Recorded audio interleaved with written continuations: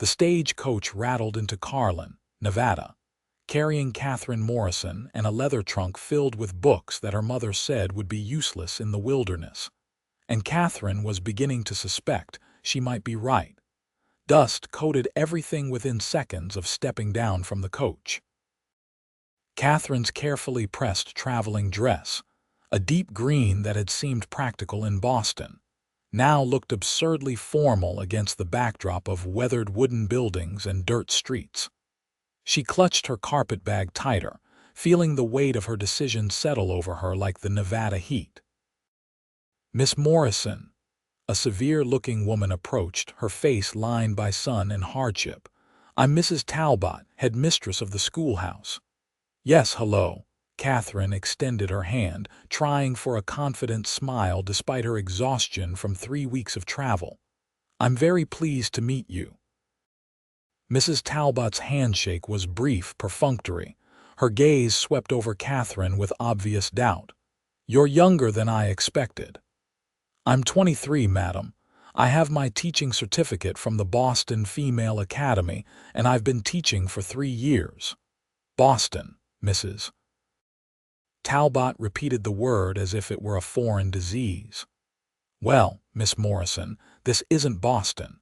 This is Frontier, Nevada. We needed a teacher, but I'll be frank with you. I'm not sure how a woman of your obvious education will manage here. These are rough children from rougher families. They don't need Shakespeare and Latin." Catherine felt her spine straighten, that familiar defensiveness rising. "I assure you, Mrs. Talbot, I'm quite capable of adapting my curriculum to suit my students' needs. Education isn't about where you're from, it's about opening minds." Mrs. Talbot's expression suggested she found this idealistic. "We'll see. Come along. I'll show you to your quarters. They're modest." Modest proved to be an understatement. The room attached to the schoolhouse was barely large enough for a narrow bed, a washstand, and a small trunk. Catherine stared at it, thinking of her spacious bedroom back home, the window seat where she'd read on rainy afternoons, the writing desk her father had given her for her 16th birthday. "Supper is at 6 at the boarding house," Mrs. Talbot said. "I suggest you settle in quickly. School starts Monday, and you have much to prepare." After she left, Catherine sat on the thin mattress and allowed herself exactly 5 minutes of doubt. Her parents had been horrified when she'd announced her intention to go west. Her mother had wept, insisting that Catherine was throwing away her prospects, that no decent man would want a woman who'd chosen wilderness over society. Her father, more pragmatic, had simply asked why his daughter, who could recite Chaucer and discuss philosophy, would waste herself teaching minors' children their letters. "Because not everyone had what I had," Catherine had wanted to say. "Because education shouldn't be a privilege of birth." But she'd known they wouldn't understand. So she'd packed her trunk, taken her savings, and boarded the first stage heading west. Now, sitting in a room the size of a closet in a town that looked like a strong wind might blow it away, she wondered if they'd been right. The boarding house that evening was crowded and loud. Men dominated the space, miners and cattlemen and railroad workers, their voices booming, their manners rough. Catherine found a seat at the far end of a long table, acutely aware of the stares following her. "You're the new schoolteacher." It wasn't a question. The woman who spoke was young, perhaps Catherine's age, with tired eyes and a friendly smile. "I'm Rose. I work here. Don't mind the men. They're not used to seeing educated women." "Is it that obvious?" Catherine asked. "Honey, you're wearing a dress that cost more than most of these folks make in a month, and you're holding your fork like you're at a society dinner." "Yes, it's obvious." Rose's tone was kind, though. "But don't worry about it. We need a teacher." The last one ran off after 2 months, married some prospector, and headed to California. Catherine accepted a plate of stew and cornbread, listening as Rose chattered about the town. Carlin was a railroad town, she learned, established just a few years earlier when the Central Pacific Railroad came through. It was rough growing, full of people chasing various dreams of fortune. Most folks are decent enough, Rose said, but it's hard living. Winters are brutal, summers scorching. Water's scarce sometimes. It's not like back east. I didn't come here expecting it to be easy, Catherine said quietly. Rose studied her with shrewd eyes. No, I suppose you didn't. Takes a certain kind of courage to come out here alone. Or a certain kind of desperation. Catherine wasn't sure which category she fell into. That night, lying in her narrow bed, listening to unfamiliar sounds through thin walls, Catherine wondered what she'd truly expected to find out here. Adventure. Purpose. Escape from a life that had felt increasingly constricting despite its comforts. She thought of her friends back home, most of them married now, managing households and entertaining guests and living lives that seemed to Catherine like beautiful cages. She'd had suitors, of course. Respectable men who'd praised her beauty but looked uncomfortable when she discussed books or expressed opinions. Her education, her mother had sighed more than once, was actually a hindrance. Men didn't want wives who were smarter than them. Well, Catherine thought as sleep finally claimed her, perhaps out here in the wilderness, intelligence would be an asset instead of an embarrassment. Monday morning arrived far too quickly. Catherine stood before 23 children ranging from 6 to 14 years old, all regarding her with expressions varying from curiosity to outright skepticism. The schoolhouse was a single room with rough-hewn benches, a pot-bellied stove, and a blackboard that had seen better days. "Good morning," Catherine said, aiming for authority despite her nerves. "I'm Miss Morrison, your new teacher. I know I'm not from here, but I'm very happy to be in Carlin, and I'm looking forward to learning from you just as much as you'll learn from me." A boy in the back, perhaps 12, snorted. "What's a fancy lady from back east got to learn from us?" Catherine met his gaze steadily. "Your name?" "Tommy Riggs." "Well, Tommy, I imagine you know quite a bit about living in Nevada, about the land and the weather and the skills needed to survive here. I know about books and mathematics and history. Seems to me we both have valuable knowledge. Education isn't just about what's in books." Tommy looked slightly mollified, though still suspicious. The day was challenging. The children's education levels varied wildly. Some could barely write their names, while others read quite well. Catherine had to simultaneously teach basic letters and more advanced arithmetic, keep the younger children engaged while challenging the older ones, and maintain order in a room that seemed barely contained chaos. By the time she dismissed them at 3 o'clock, she was exhausted. "You did well." Mrs. Talbot had appeared in the doorway. "Better than I expected, but it's only the first day. The real test is whether you can last." Catherine wanted to snap back but held her tongue. She spent the evening planning lessons, trying to devise ways to manage such varied skill levels. She was so absorbed in her work that she barely noticed the sun setting until someone knocked on her door. It was Rose, carrying a basket. "Thought you might be too tired to go to supper.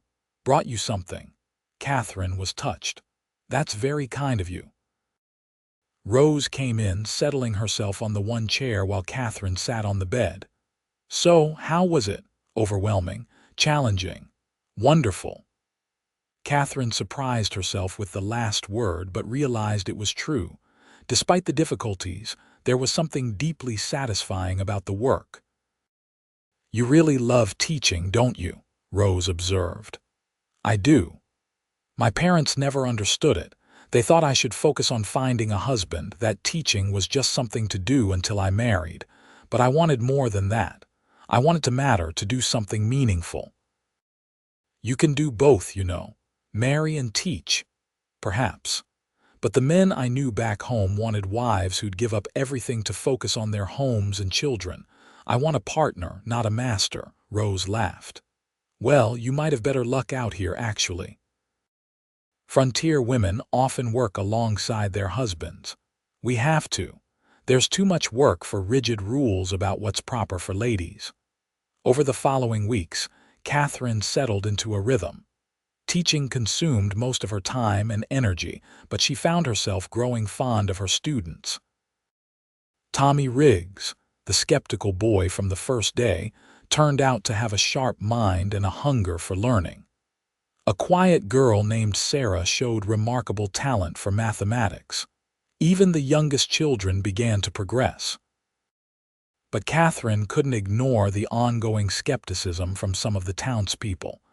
She heard the whispers when she went to the general store or post office. Too educated, too fancy, won't last through winter, probably here looking for a husband despite her airs. It stung, though she tried not to show it. 6 weeks after her arrival, Catherine was in the general store purchasing supplies for the school when she overheard a conversation that made her blood boil. "That teacher woman," a gruff voice said. "She's got those children reading poetry. Poetry. What good is that going to do them? They need practical skills, not fancy Eastern nonsense." "I heard she's teaching the girls the same as the boys," another voice added, scandalized. "Girls don't need advanced arithmetic." Catherine gripped her basket tighter, biting back the angry words rising in her throat. She finished her purchases quickly and left, fighting tears of frustration. She was so distracted that she nearly collided with someone on the wooden sidewalk. "Whoa there." Strong hands steadied her.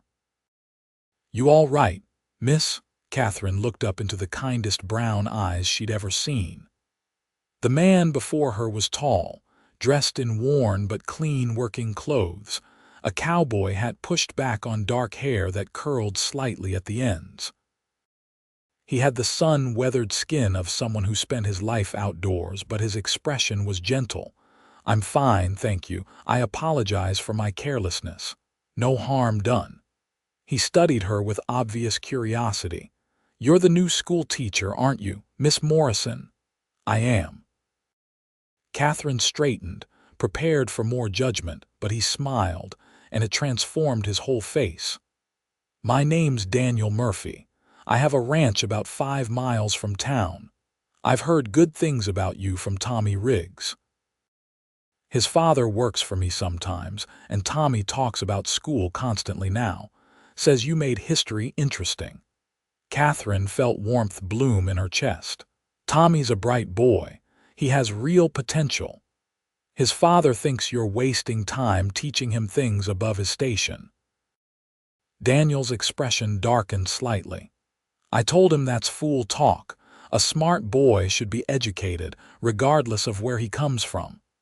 I wish more people shared your view, Mr. Murphy." "Daniel, please." He hesitated, then continued. "I actually wanted to talk to you about something. My ranch, it's growing. I'm trying to expand, improve things. But I'm not great with figures and records. I can handle the ranching part, the cattle and horses and land management, but the business side trips me up. I was wondering if you might be willing to help me sometimes. I'd pay you, of course." Catherine was surprised. "You want my help, but surely there are men in town who could assist with bookkeeping." "There are men who can do basic tallies," Daniel agreed. "But I need someone who really understands numbers, who can help me plan for growth, figure out profit margins, all that complicated business. Mrs. Talbot mentioned you studied advanced mathematics. That's rare, especially out here." "Mrs. Talbot said that." Catherine couldn't hide her surprise. The headmistress had shown nothing but doubt about Catherine's suitability. Daniel looked slightly uncomfortable. "Well, she said it as a criticism, actually. Said you were overqualified and would get bored. But I thought, here's a man who needs someone smart to help him, and here's a smart woman who might appreciate some extra income. Seemed like it might benefit us both." Catherine felt something shift in her chest. Here was someone who saw her education as an asset, not a liability.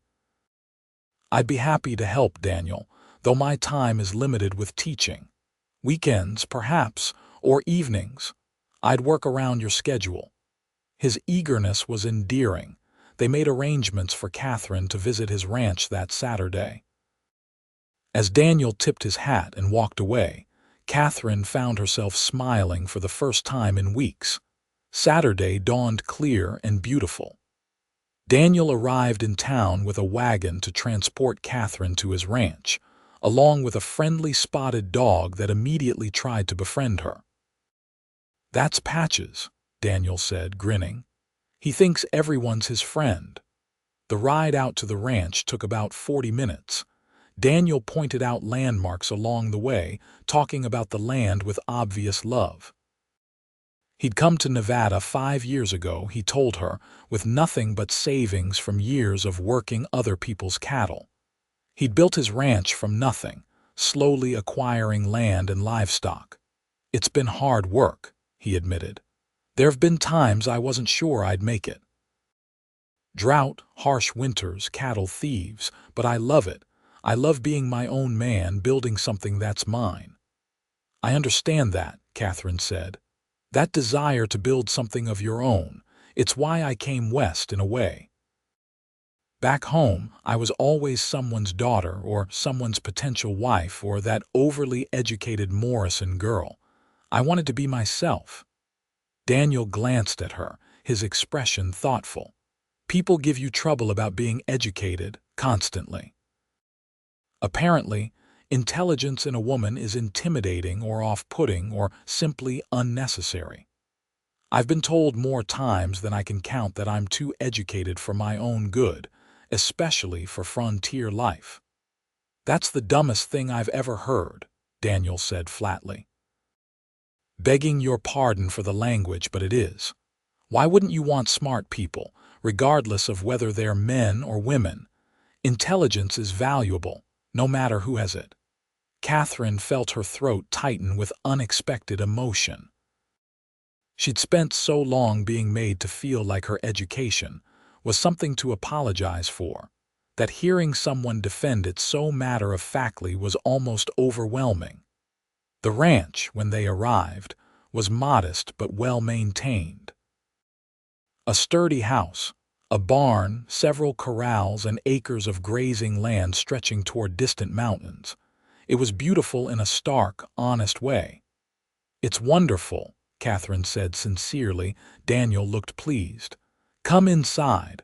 I'll show you the disaster that is my record-keeping."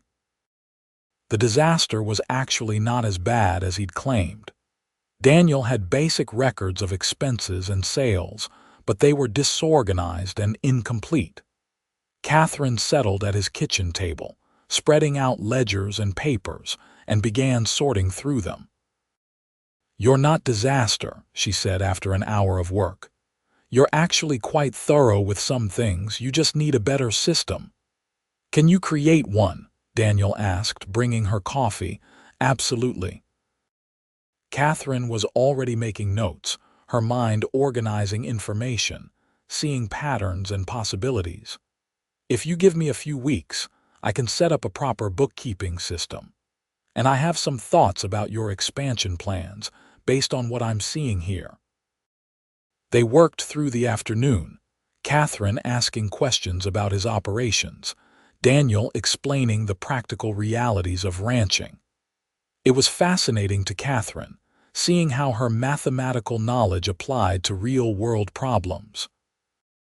And Daniel was an excellent teacher in his own right, explaining things clearly without being condescending. "You're good at this," she told him at one point. "Teaching, I mean. You explain things so they make sense." Daniel looked surprised, then pleased. "Never thought of myself as a teacher. But I guess when you love something, you want to share it with others." "Exactly."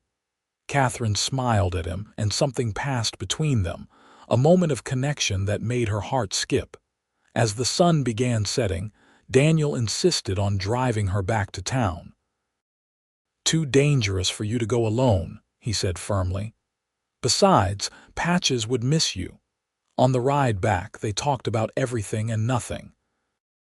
Catherine found herself telling Daniel things she hadn't told anyone else, about her family's disappointment, about her fears that maybe she had made a mistake coming west, about her hope that she could make a real difference in her students' lives. "You're already making a difference," Daniel said. Tommy's father might grumble, but even he admits the boy's changed, more focused, more hopeful about his future. "That's because of you. I just gave him books and encouragement. Sometimes that's everything." When they reached town, Daniel helped her down from the wagon, his hands warm and steady on her waist. "Same time next Saturday?" he asked. "Yes, I'll have a preliminary plan for your bookkeeping system by then. I look forward to it."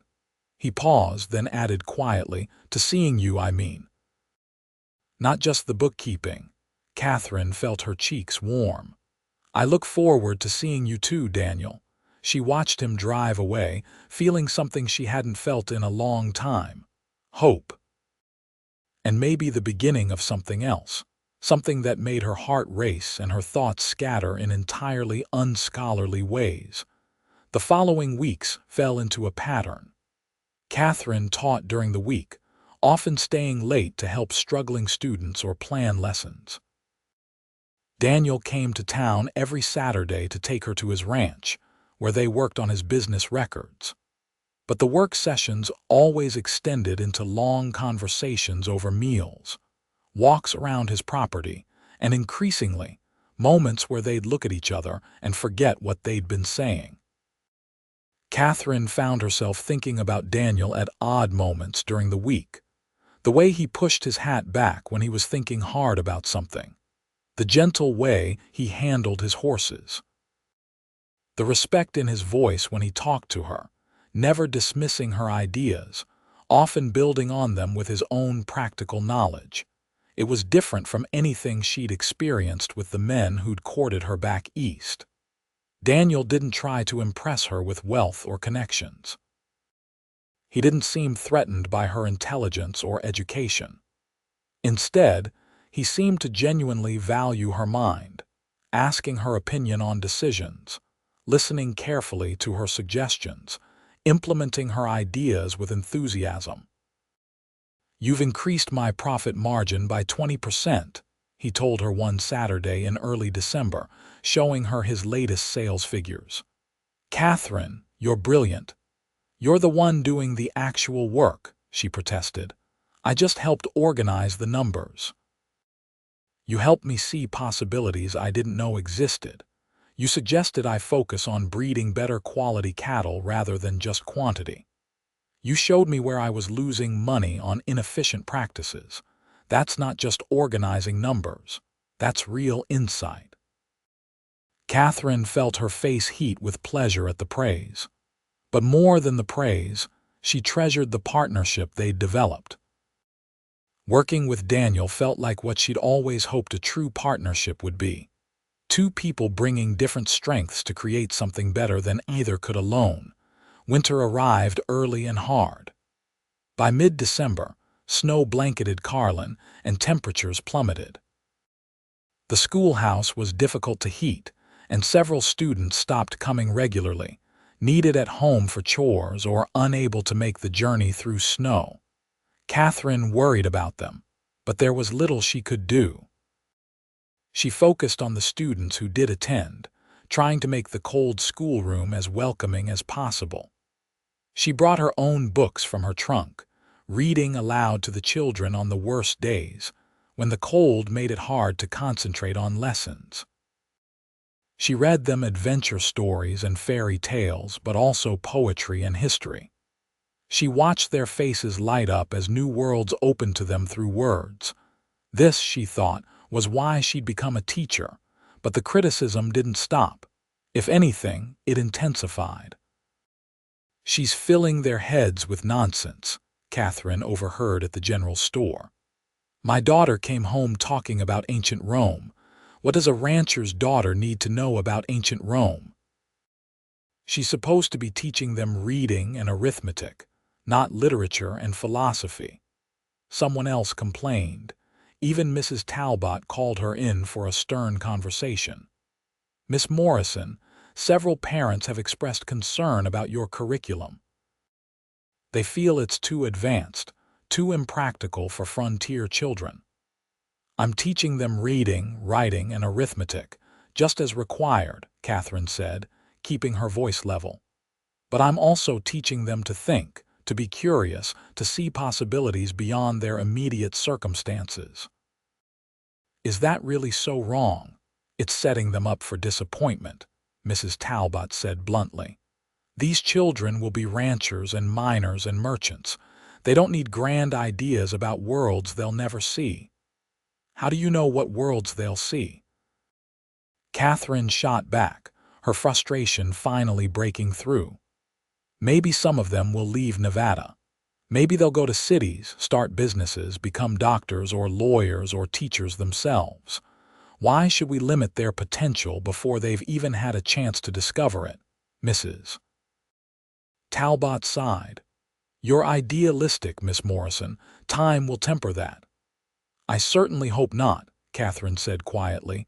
That evening, feeling discouraged, she found Daniel waiting outside the schoolhouse with his wagon. Thought you might need a friend, he said simply. Catherine felt tears prick her eyes. How did you know? Mrs. Talbot stopped by the ranch this morning. Wanted to talk to me about you, actually.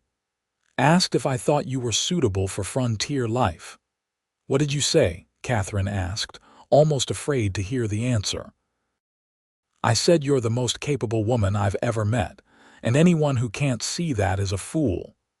Daniel's expression was fierce. I said this frontier needs smart, strong people, and we're lucky to have you. I might have also suggested that maybe the problem isn't you being too educated, but some folks being too narrow-minded. Catherine laughed despite her mood. Daniel, you didn't. I absolutely did. Catherine, don't let them make you doubt yourself. You're doing important work. Those children are learning, really learning. That matters. But maybe they're right, Catherine said, voicing her deepest fear. Maybe I am impractical trying to bring Boston education to Nevada. Maybe I'm just being stubborn and foolish. Daniel stepped closer, his expression intense. You're not foolish. You're brave. You left everything comfortable and familiar because you believed in something.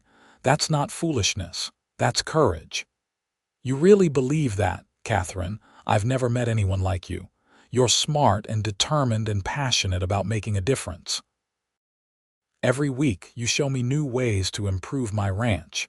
You've helped me turn a struggling operation into something profitable and sustainable. You did that. Your education, your intelligence, your ability to see solutions where I only saw problems. That's valuable. That's real. Don't let anyone tell you otherwise. Catherine looked up at him, this man who saw her so clearly, who valued exactly the qualities others criticized. Thank you, she whispered. I needed to hear that. Come to the ranch, Daniel said impulsively. It's Friday, no school tomorrow. Come spend the weekend. I'll bring you back Sunday evening. Just get away from this town and all these narrow-minded people for a bit. Catherine knew she should refuse. It wouldn't be proper staying at a man's ranch unchaperoned. But she found herself nodding. All right, let me pack a bag. The ranch was beautiful under snow. Daniel had decorated modestly for Christmas. A small evergreen tree in his front room, candles in the windows.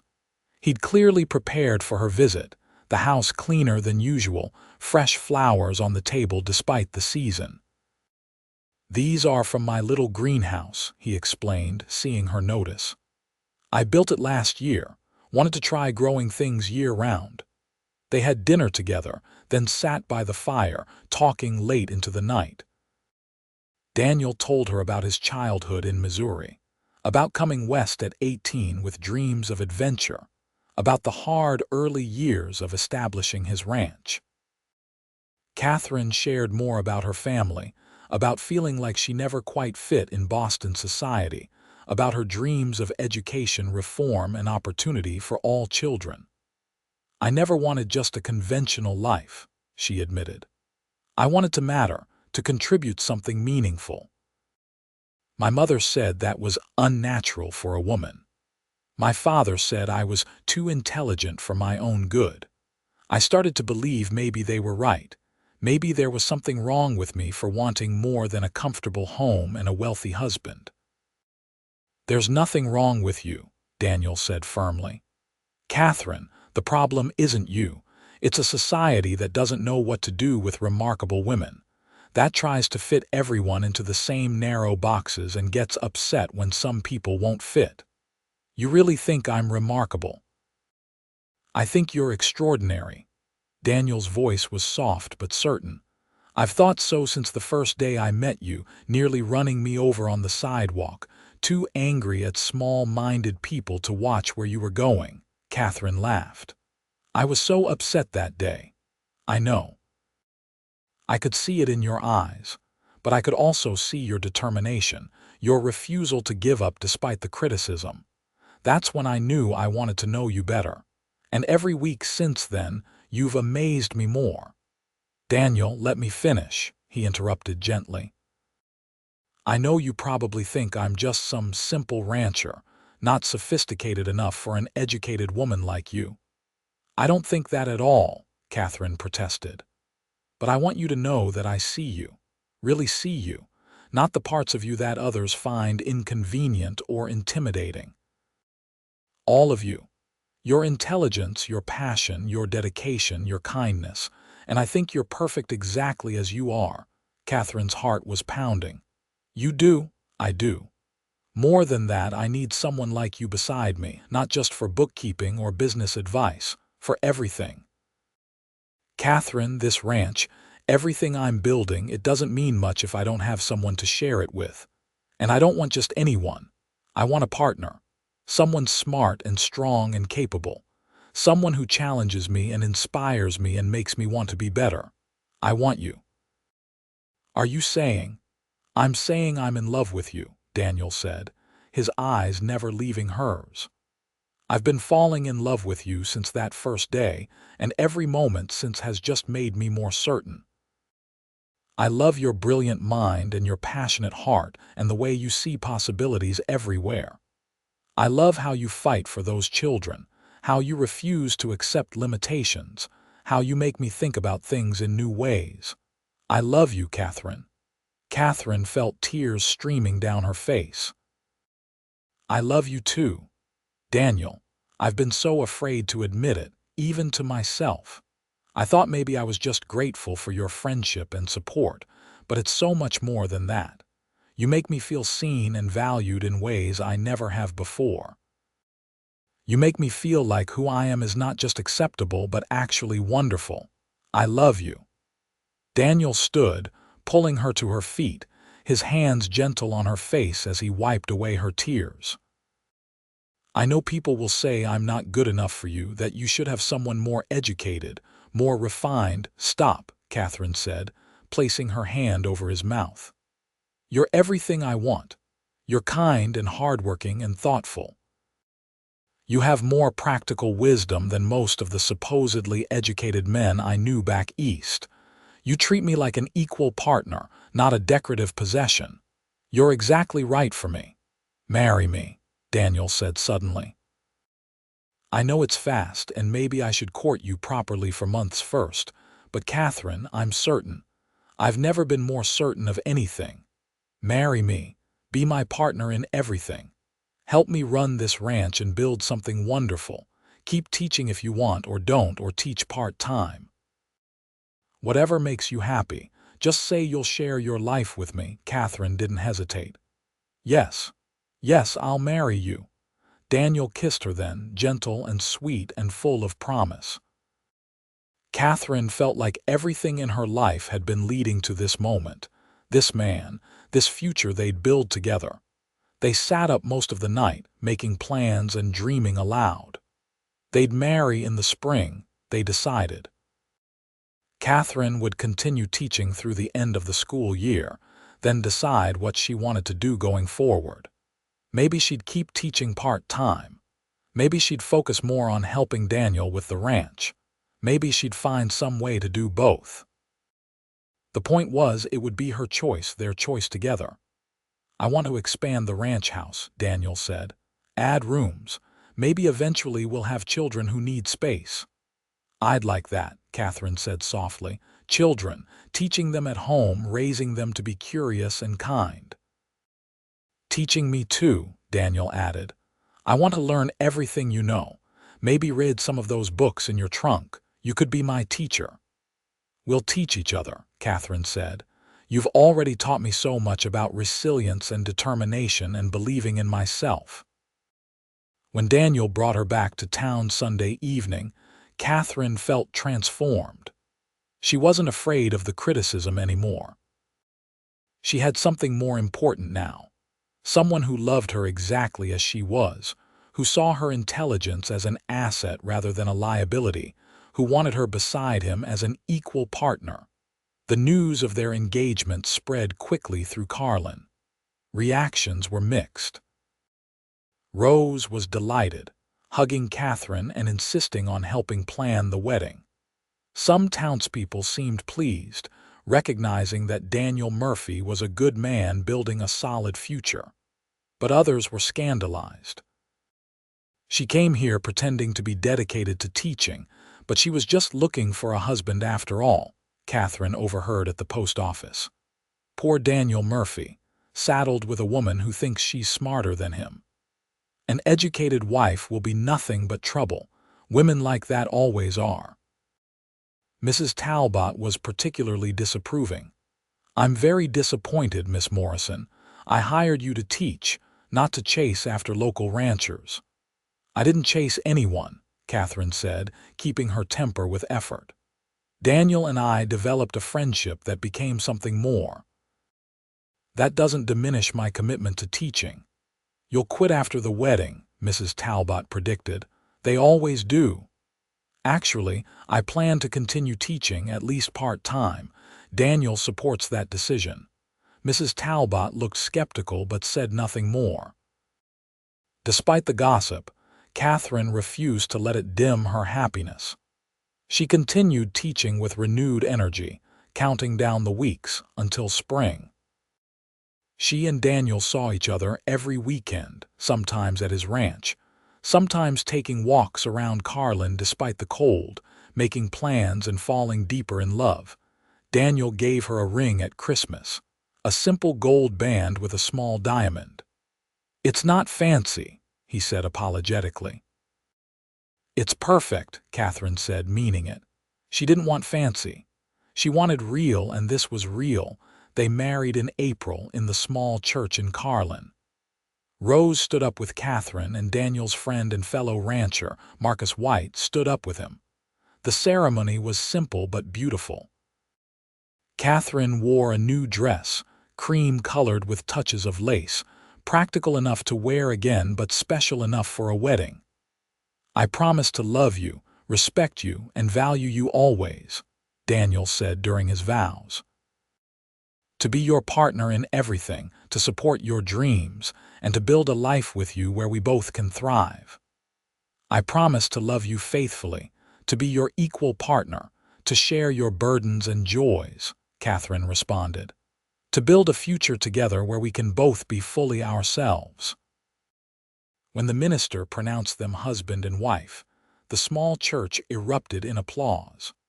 Not everyone in town supported them, but enough people had come to recognize the genuine love between them that the church was respectably full. The reception was held at the boarding house, Rose having organized everything with enthusiasm. There was food and music, and people laughed and danced. Even Mrs. Talbot came, though she remained stiffly formal. "I wish you well, Mrs. Murphy," she said to Catherine. "I still think you're making a mistake, but I hope I'm wrong."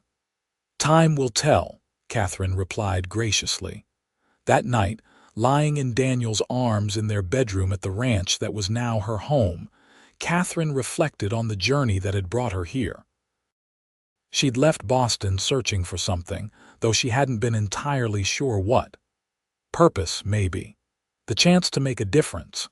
The freedom to be herself without apology. She'd found all that and more. She'd found a place where her intelligence was valued, work that mattered, and most importantly, a partner who loved every part of her, who wanted her beside him not despite who she was but because of it. "Happy," Daniel murmured, holding her close. "Incredibly happy," Catherine replied. "You." More than I knew was possible. Catherine continued teaching through the end of the school year. She decided to take the following year off, focusing on the ranch and settling into married life. But she planned to return to teaching eventually, perhaps starting a small school right on the ranch for children in the surrounding area who couldn't easily get to town. "We could build a schoolhouse here," Daniel said enthusiastically when she mentioned the idea. "Bring education to the children who most need it.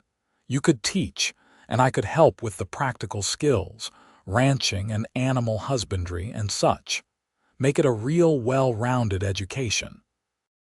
"A partnership school," Catherine said, loving the idea.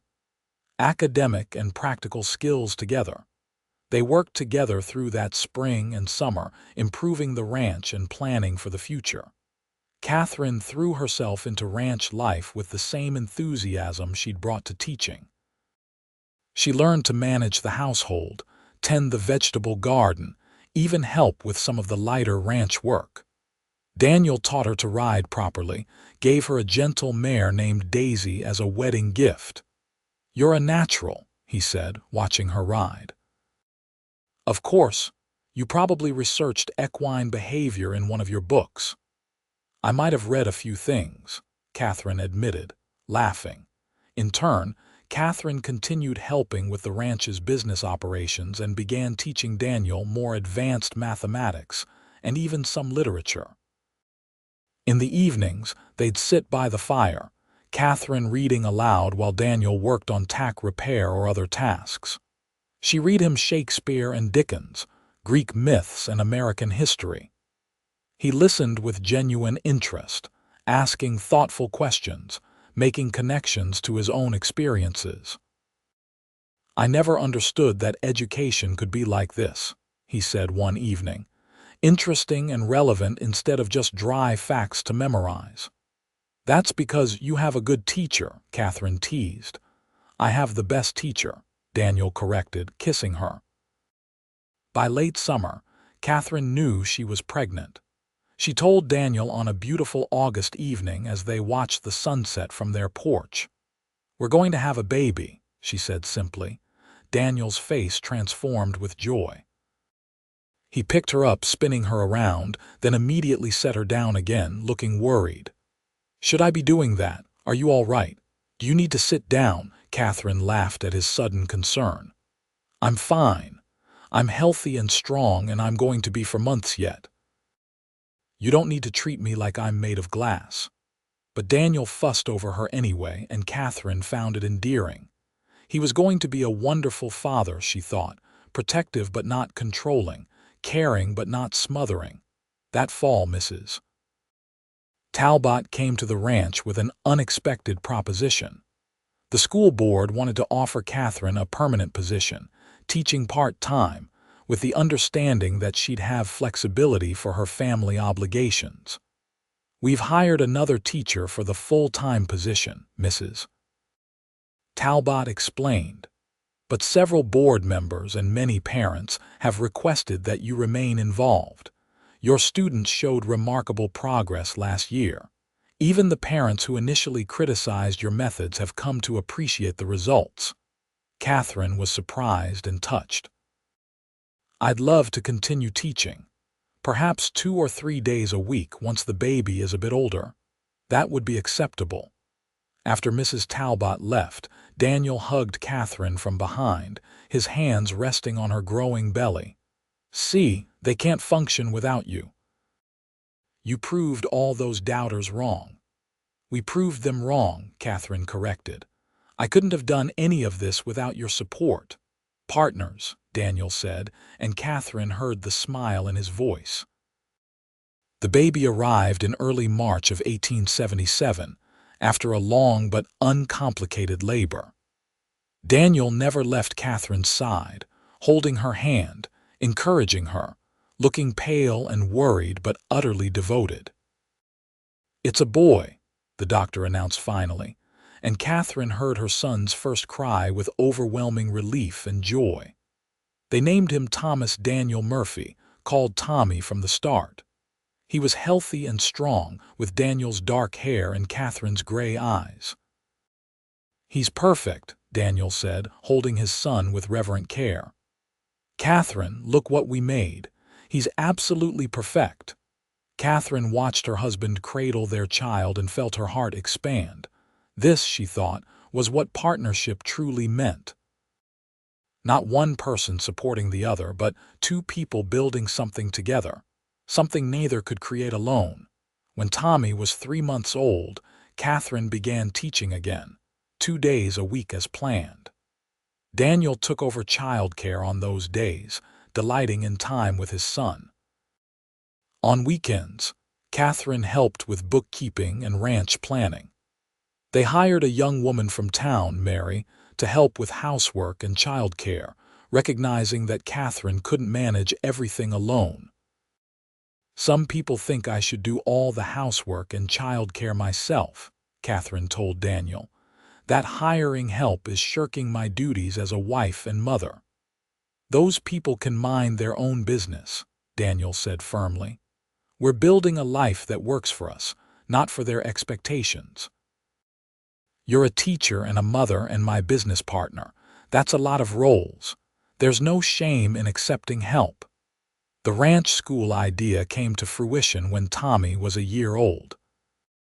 Daniel built a small schoolhouse on their property, and Catherine began teaching children from the surrounding ranches 2 afternoons a week. She kept her position at the town school as well, giving her 4 days of teaching total. It was exactly the balance she wanted. Daniel was true to his word about teaching practical skills. He'd come to the ranch school once a week, teaching the older children about animal care, basic veterinary skills, and land management. The children loved it, seeing how academic knowledge applied to real life. "You're making these children's lives better," Rose told Catherine one day, visiting with her own young son.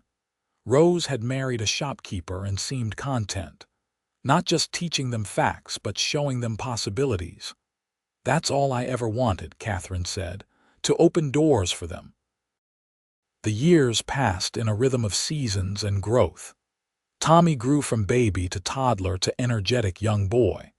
Catherine and Daniel's ranch prospered, becoming one of the most successful in the region, known for quality cattle and horses. Catherine's reputation as an educator grew as well. Former students went on to pursue education, start businesses, become community leaders. Tommy Riggs, that skeptical boy from her first day, went to college in California and became a teacher himself. "I wanted to be like you, Miss Morrison," he wrote to her. "You showed me that learning was powerful, that education could change everything. I want to do the same for others." Catherine cried when she read the letter, showing it to Daniel with pride and joy. "You changed his life," Daniel said. "You changed so many lives." "We did," Catherine insisted. "This partnership, this life we built together, it made everything possible. I couldn't have done it without you believing in me." When Tommy was 5, Catherine gave birth to twin daughters, Emily and Sarah, named after her mother and one of her first students. Daniel was thrilled with his daughters, doting on them shamelessly. "3 children," he said, watching the girls sleep. "Our family is growing." "Are you happy?" Catherine asked, though she knew the answer. "I'm happier than I ever imagined being," Daniel said. "I have the woman I love, children I adore, work I find meaningful, a successful ranch." "Catherine, you gave me all this." "We gave each other this," she corrected. As the twins grew, Catherine adjusted her teaching schedule again, focusing more on the ranch school and less on the town school, though she maintained connections with both. She wrote educational materials, developing curriculum that combined practical and academic learning, which other schools in Nevada began adopting. Daniel expanded the ranch, hiring several workers, treating them all fairly and with respect. He became known as one of the best employers in the area, paying well and providing good conditions. Several times, people came to him asking for advice on ranch management, and Daniel would always bring Catherine into those conversations, crediting her business insight alongside his practical experience. "We're a team," he'd say. "My wife is the smart one. I just handle the horses." "That's not true," Catherine would protest. "Daniel has tremendous knowledge and skill." "We both do," Daniel would conclude. "That's the point. We each bring different strengths." One evening, when Catherine was 35, she and Daniel sat on their porch, watching their children play in the yard. Tommy, now 12, was helping his little sisters build something with scrap wood, patiently showing them how to hammer nails safely. "He's going to be a good teacher," Daniel observed. "He's learning from the best," Catherine said, leaning against her husband. "You ever regret it?" Daniel asked. "Leaving Boston, coming west, marrying a simple rancher instead of some sophisticated Eastern gentleman?" Catherine turned to look at him fully. "Daniel Murphy, you're the least simple person I know. You built this ranch from nothing. You've taught yourself business and literature and mathematics. You're raising our children to be kind and curious and strong. You've supported every dream I've ever had and helped me achieve things I never thought possible. I've never regretted a single moment of our life together." "They told you that you were too educated for frontier life," Daniel said softly. "All those people who doubted you." "And you told me you needed someone smart beside you," Catherine replied. "You saw my education as an asset, not a liability. You changed everything for me, Daniel. You gave me a life where I could be fully myself, where intelligence and strength and ambition were celebrated, not hidden away." "You did the same for me," Daniel said. "I was just a rancher with big dreams and no clear path to achieving them. You showed me possibilities I couldn't see alone. You made me better, Catherine. Every day you make me better." They kissed as the sun set, painting the Nevada sky in brilliant colors, their children's laughter filling the air. 2 more children followed over the years, another son named James and a daughter named Grace. The house Daniel had expanded kept growing with each addition, sprawling and comfortable, and always full of life. Catherine continued teaching until she was well into her 50s, educating hundreds of children over her career. Many went on to achieve things that would have been unimaginable for frontier children of earlier generations. Daniel's ranch became legendary in the region, not just for its success, but for its innovative practices and fair treatment of workers. Together, Daniel and Catherine were regarded as pillars of the community, proof that partnership and mutual respect created something stronger than either person could build alone. As they grew older, they watched their children build their own lives. Tommy became a university professor in San Francisco, marrying a fellow teacher and raising 4 children of his own. Emily became a doctor, one of the first female physicians in Nevada. Sarah ran her own successful ranch with her husband. James became a lawyer, fighting for workers' rights and educational reform. Grace followed her mother's path into teaching, starting a school for girls in Carson City. "Look what we started," Catherine said one day, when she and Daniel were in their 60s, surrounded by children and grandchildren during a family gathering. One woman who was told she was too educated for the frontier, one man who said he needed someone smart beside him, and look at all this. "It's not what we started," Daniel corrected gently. "It's what we built together, every bit of it." They grew old together on their ranch, still partners in everything. Catherine continued writing educational materials even when she stopped teaching. Daniel worked the ranch with their son's help until he physically couldn't anymore, then supervised from a chair on the porch, still sharp and engaged even when his body failed him. One quiet evening, when they were both 70, sitting on that same porch where they'd spent countless evenings over the years, Catherine took Daniel's weathered hand in hers. "If I could go back," she said, "back to that day when I arrived in Carlin, scared and uncertain, doubting everything, I wouldn't change a single thing. This life we built, it's been more than I ever dreamed of." "You took a risk," Daniel said, "coming west. Refusing to accept what everyone told you about yourself. That took courage." "You took a risk too," Catherine replied. "Asking for help from an educated woman in a world that said women's intelligence didn't matter. Falling in love with someone everyone said was unsuitable for frontier life. Believing in partnership when others believed in hierarchy." "Best risk I ever took," Daniel said, kissing her hand. "Every day with you has been an adventure, Catherine. Every single day." They sat in comfortable silence as the sun set, surrounded by the evidence of their life together. The ranch they'd built and expanded, flourishing even into the new century.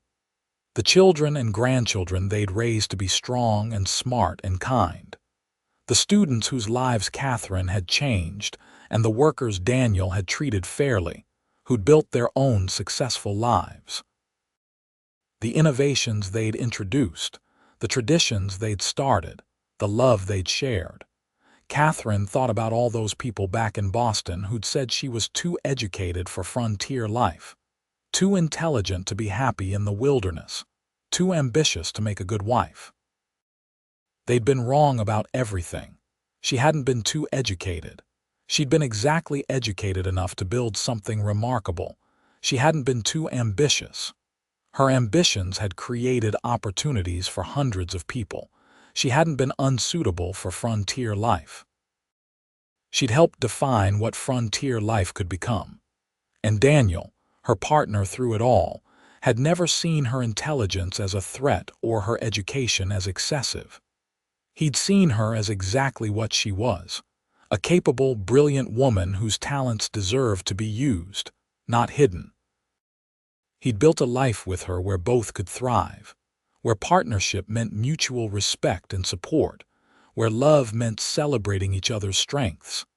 As stars began appearing in the darkening sky, Catherine leaned her head on Daniel's shoulder, feeling his arm come around her.